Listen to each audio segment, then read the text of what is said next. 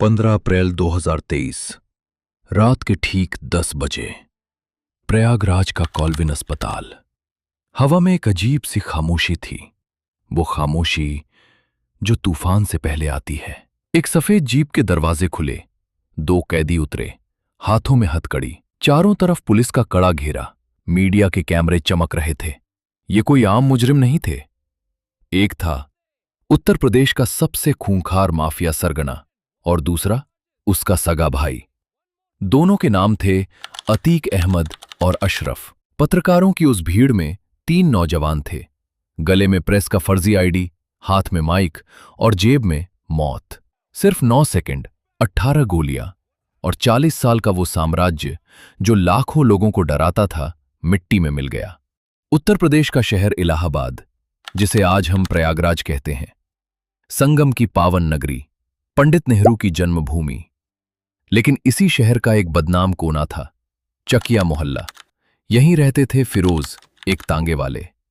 घर में गरीबी थी, पैसों की तंगी थी, लेकिन फिरोज के बड़े बेटे की आंखों में एक अजीब सी चमक थी, एक ऐसी चमक जो भूख से नहीं बल्कि हसरत से जलती थी।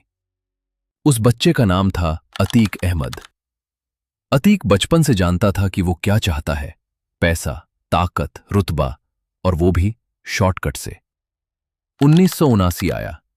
17 साल का अतीक 10वीं की परीक्षा में फेल हो गया, लेकिन उसके चेहरे पर कोई शर्म नहीं थी, कोई दुख नहीं था। उसकी नजरें तो कहीं और थीं। उसने सबसे पहले रास्ता चुना, चोरी का। रात के अंधेरे में मालगाड़ियों से कोयला चुराना, फिर उसे ब्लैक मार्केट में बेचना, यही था उसका पहला कारोबार। इसी चोरी चकारी के बीच पहली बार अतीक के हाथों खून लगा। एक हत्या का मुकदमा दर्ज हुआ, लेकिन इससे अतीक को डर नहीं लगा, बल्कि उसे एक बात समझ आ गई, लोगों के दिल में डर पैदा करो, पैसा और ताकत खुद चलकर आएगी। 80 का दशक आया। इलाहाबाद में एक नाम गूंजता था, शौकत इलाही उर्फ चांद बाबा। चांद बाबा इलाहाबाद का बेताज बादशाह था। पुलिस उसके इलाके में घुसने से पहले 10 बार सोचती थी। अगर उसका कोई गुर्गा पकड़ा जाता तो चांद बाबा सीधे पुलिस स्टेशन पर बमबारी करके उसे छुड़ा लाता था। अतीक ने चांद बाबा को अपना उस्ताद माना, उसे देखकर ही जुर्म के तरीके सीखे। 1985 आते आते अतीक चांद बाबा का सबसे खतरनाक और वफादार शूटर बन चुका था। अपहरण, रंगदारी, कत्ल, अतीक हर काम में माहिर था। 1986 उत्तर प्रदेश में वीर बहादुर सिंह की सरकार बनी। राज्य में फैलते जंगल राज को रोकने के लिए यूपी का पहला गैंगस्टर एक्ट लागू हुआ। और उत्तर प्रदेश के इतिहास का पहला गैंगस्टर एक्ट लगा किस पर? चांद बाबा पर नहीं, अतीक अहमद पर। पुलिस ने रातों रात अतीक को उसके घर से उठाया। 3 दिन कोई अता पता नहीं। शहर में खबर फैल गई, अतीक का एनकाउंटर हो गया। लेकिन तभी इलाहाबाद के एक रसूखदार सांसद के दिल्ली दफ्तर से सीधे लखनऊ सेक्रेटेरिएट तक फोन गया और लखनऊ से कॉल कनेक्ट हुआ, सीधे इलाहाबाद पुलिस चीफ के कैबिन तक। फोन पर एक भारी आवाज गूंजी, वो लड़का हमारा है, उसे कुछ नहीं होना चाहिए। दोपहर होते होते अतीक इलाहाबाद की सड़कों पर सीना ताने आजाद घूम रहा था। उस दिन उसे एक बात पक्की हो गई, अगर हमेशा के लिए पुलिस और कानून से बचना है तो खुद सिस्टम का हिस्सा बनना होगा। 1989 इलाहाबाद की राजनीति में नया खेल शुरू हुआ। चांद बाबा ने मुलायम सिंह से कहा, नेताजी, मेरा एक चेला है अतीक, बहुत धार है उसमें, उसे टिकट दे दीजिए। मुलायम सिंह ने मुस्कुराते हुए जवाब दिया, चांद, अगर तुमने उस लड़के को विधानसभा भेज दिया तो कल वो तुमसे बड़ा हो जाएगा, तुम्हारा कद छोटा पड़ जाएगा, ये चुनाव तुम खुद लड़ो। जब अतीक को पता चला तो वो भड़क उठा। उसने अपने ही गुरु के खिलाफ इंडिपेंडेंट नॉमिनेशन भर दिया। चांद बाबा समझ गया था, तांगे वाले का ये लौंडा अब उसके हाथ से निकल चुका है। उसने अतीक को मौत का फरमान जारी कर दिया। इलाहाबाद के एक ढाबे में अतीक अपने गैंग के साथ चाय पी रहा था। चांद बाबा को भनक लग गई। वो अपनी हथियारबंद फौज लेकर वहां पहुंचा। लेकिन अतीक को पहले से अंदाजा था। जैसे ही चांद बाबा वहां पहुंचा, चारों तरफ से गोलियों की बारिश हुई। अतीक की बंदूक से निकली गोलियों ने चांद बाबा के सीने को छलनी कर दिया। उस्ताद अपने ही चेले के हाथों सड़क पर तड़प तड़प कर मारा गया। चुनाव के नतीजे आए। अतीक अहमद पहली बार इलाहाबाद वेस्ट से विधायक बन चुका था। अब वो सिर्फ एक माफिया नहीं था, वो था माननीय अतीक अहमद। 1991 और 1993 के चुनाव उसने लगातार जीते। उसके पास अब 120 से ज्यादा शार्प शूटर्स की एक पूरी प्राइवेट आर्मी थी। सैकड़ों लोगों की जमीनों, मकानों और दुकानों पर रातों रात कब्जा होने लगा। 1995 यूपी की राजनीति में एक ऐसा कांड हुआ जिसने पूरे देश को हिलाकर रख दिया। 2 जून 1995 मायावती लखनऊ के स्टेट गेस्ट हाउस में अपने विधायकों के साथ मीटिंग कर रही थी।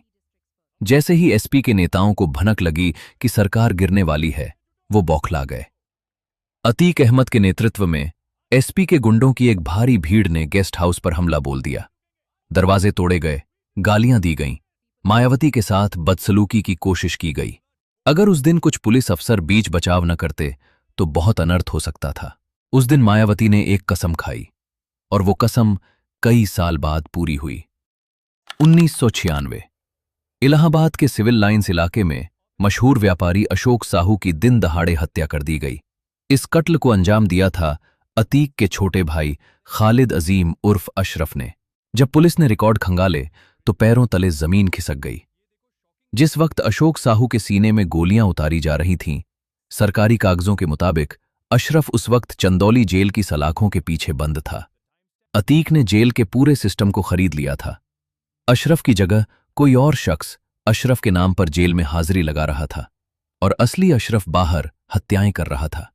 2002 में मायावती की सरकार बनी। अपराधियों पर नकेल कसना शुरू हुई। अतीक पर एक ही दिन में 113 से ज्यादा मुकदमे दर्ज हुए। 7 अगस्त 2002 इलाहाबाद हाईकोर्ट में अतीक की पेशी थी। अचानक कोर्ट परिसर में एक जोरदार बम धमाका हुआ। अतीक ने मीडिया के सामने बयान दिया, ये पुलिस और मायावती सरकार मुझे मरवाना चाहती है। लेकिन जब जांच हुई तो सच सबको चौंका गया।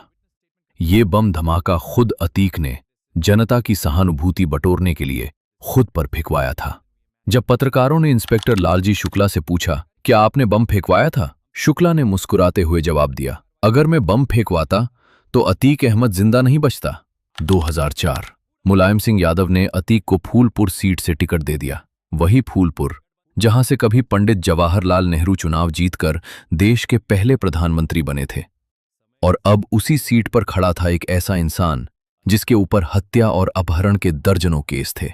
अतीक ये चुनाव 64,000 वोटों से जीत गया। वो अब सांसद था। सांसद बनने के बाद उसकी विधायक वाली सीट खाली हुई। अतीक ने अपने भाई अशरफ को उस सीट से उपचुनाव में उतार दिया। लेकिन बीएसपी ने एक ऐसा नेता मैदान में उतारा जो अतीक से डरता नहीं था। उसका नाम था राजू पाल। जब उपचुनाव के नतीजे आए तो अतीक के पैरों तले से जमीन खिसक गई। उसका भाई अशरफ हार गया। ये अतीक के लिए सिर्फ एक हार नहीं थी, ये उसके गुरूर पर तमाचा था। जिस इलाहाबाद में लोग उसके नाम से थर थर कांपते थे, वहां कोई उसके भाई को कैसे हरा सकता है? अतीक को लगा, अगर राजू पाल को नहीं हटाया तो शहर से उसका खौफ खत्म हो जाएगा। 25 जनवरी 2005 राजूपाल अपनी गाड़ी से जा रहे थे। तभी अतीक के शूटरों ने भरे बाजार उनकी गाड़ी को घेर लिया और AK-47 से गोलियों की बारिश कर दी। राजूपाल के शरीर में 19 गोलियां उतारी गईं। उनके समर्थक उन्हें लहूलुहान हालत में ऑटो में डालकर अस्पताल की तरफ भागे। 5 किलोमीटर के उस रास्ते में 4 पुलिस स्टेशन पड़ते थे, लेकिन अतीक के शूटर उस चलती हुई गाड़ी पर लगातार फायरिंग करते रहे। किसी खाकी वर्दी की हिम्मत नहीं हुई कि बीच में आकर रोके। यही था अतीक का असली खौफ। इस पूरे हत्याकांड का एक चश्मदीद गवाह था राजूपाल का चचेरा भाई उमेश पाल। राजूपाल की मौत के बाद उस सीट पर दोबारा उपचुनाव हुए। मायावती ने राजूपाल की 9 दिन की विधवा पूजा पाल को अतीक के खिलाफ मैदान में उतारा। लेकिन जिस अशरफ को 2 महीने पहले जनता ने नकार दिया था, उसी अशरफ को जनता ने डर के मारे भारी मतों से जीता दिया। यही था अतीक का सबसे बड़ा हथियार, डर। 2007 मायावती पूर्ण बहुमत के साथ मुख्यमंत्री बनी। मायावती 1995 का गेस्ट हाउस कांड नहीं भूली थी। करोड़ों की संपत्ति जब्त की गई, सिर पर इनाम घोषित हुआ। सरकार बदलते ही समाजवादी पार्टी ने भी अतीक से पल्ला झाड़ लिया। जो अतीक कभी पुलिस को अपनी जेब में रखता था, वो अब एक चूहे की तरह जान बचाने के लिए दर दर भाग रहा था। दिल्ली पुलिस ने उसे पीतमपुरा के एक फ्लैट से गिरफ्तार कर लिया। 2008 भारत अमेरिका न्यूक्लियर डील पर संसद में वोटिंग होनी थी। मुलायम सिंह ने अतीक को जेल से बाहर निकलवाया। उसे पुलिस कस्टडी में संसद लाया गया। लेकिन अतीक ने यहां गद्दारी की। उसने पार्टी के खिलाफ जाकर वोट किया। मुलायम सिंह ने उसे हमेशा के लिए पार्टी से निकाल फेंका। वो राजनीतिक सहारा जो दशकों से उसे बचाता आया था, खत्म हो गया। 2017 बीजेपी की सरकार बनी। योगी आदित्यनाथ मुख्यमंत्री बने। नई सरकार का रवैया एकदम साफ था। माफियाओं के खिलाफ जीरो टॉलरेंस। मुख्यमंत्री योगी आदित्यनाथ ने विधानसभा में दहाड़ लगाई। अतीक अहमद समाजवादी पार्टी द्वारा पोषित माफिया है। उसकी कमर तोड़ने का काम हमारी सरकार ने किया है। इस माफिया को मिट्टी में मिला देंगे। और इसके बाद शुरू हुआ ऑपरेशन क्लीन। अतीक की 70 करोड़ से ज्यादा की अवैध संपत्तियों पर सरकारी बुलडोजर गरजने लगे। 2018 अतीक देवरिया जेल में बंद था। लेकिन जेल उसके लिए कैद खाना नहीं था। वो उसका नया हेडक्वार्टर था। लखनऊ के बड़े व्यापारी मोहित जायसवाल को अतीक के गुंडों ने सरेआम अगवा किया और सीधे देवरिया जेल के अंदर ले गए। जेल के अंदर मोहित को बेरहमी से पीटा गया। हथियारों के जोर पर करोड़ों की प्रॉपर्टी अपने नाम लिखवा ली। सुप्रीम कोर्ट ने खुद दखल दिया। आदेश हुआ, उसे उत्तर प्रदेश की किसी भी जेल में रखना सुरक्षित नहीं है। 23 अप्रैल 2019 अतीक अहमद को गुजरात की साबरमती जेल में शिफ्ट कर दिया गया। फरवरी 2023 राजूपाल हत्याकांड का मुख्य गवाह उमेश पाल पिछले 18 सालों से अतीक के खिलाफ डटकर खड़ा था। हर धमकी के बावजूद, हर डर के बावजूद वो टस से मस नहीं हुआ। अतीक ने साबरमती जेल से एक साजिश रची। 24 फरवरी 2023 प्रयागराज। जैसे ही उमेश पाल अपनी गाड़ी से उतरे, अतीक का बेटा असद और उसका शूटर गुलाम हथियारों के साथ उन पर टूट पड़े। दिन दहाड़े बम और गोलियों की बौछार। उमेश पाल और उनकी सुरक्षा में तैनात 2 पुलिसकर्मियों को मौत के घाट उतार दिया गया। अतीक ने सोचा था 2005 की तरह फिर खौफ पैदा हो जाएगा, गवाह नहीं बचेगा। लेकिन वो भूल गया था। अब 2005 नहीं, 2023 चल रहा है और यूपी में सरकार बदल चुकी है। कुछ ही हफ्तों में एसटीएफ ने एक एनकाउंटर में अतीक के बेटे असद को मार गिराया। जब साबरमती जेल में अतीक को पता चला कि उसका बेटा मारा गया, तो वो फूट फूट कर रोया। जो माफिया कभी अदालतों में मूंछों पर ताव देता था, वो साबरमती से प्रयागराज लाए जाते वक्त पुलिस वैन में फूट फूट कर रो रहा था। 28 मार्च 2023 कोर्ट ने अतीक को उम्र कैद की सजा सुनाई। अपनी पूरी जिंदगी में अतीक पहली बार किसी मामले में कानूनी रूप से सजा पा रहा था। 15 अप्रैल 2023 वो रात, प्रयागराज का कॉल्विन अस्पताल। दोनों के हाथों में हथकड़ी, मीडिया का जमावड़ा, लाइव कवरेज। पत्रकार ने पूछा, अतीक जी, आप अपने बेटे असद के जनाजे में नहीं जा पाए, कुछ कहेंगे? अतीक ने निराशा भरी आवाज में जवाब दिया, नहीं ले गए तो नहीं गए। ये अतीक के मुंह से निकले आखिरी शब्द थे। उसी पत्रकारों की भीड़ में प्रेस का फर्जी आईडी गले में डाले, हाथ में माइक लिए 3 नौजवान लड़के आगे बढ़े और फिर वो 9 सेकंड, 18 राउंड फायरिंग, 9 गोलियां अतीक को, 4 अशरफ को। लाइव टीवी पर पुलिस की मौजूदगी में देश के सबसे खूंखार बाहुबलियों में से एक का अंत हो गया। पूछताछ में उन तीनों का कहना था वो क्राइम की दुनिया में अपना नाम बनाना चाहते थे। लेकिन क्या यह सच था? क्या ये तीनों सिर्फ मोहरे थे? पूछताछ में अतीक ने कई बड़े नेताओं, बिल्डर्स और भ्रष्ट अधिकारियों के राज उगलने की धमकी दी थी। क्या उनमें से किसी ने अपने राज दफन करने के लिए अतीक को हमेशा के लिए खामोश करवा दिया?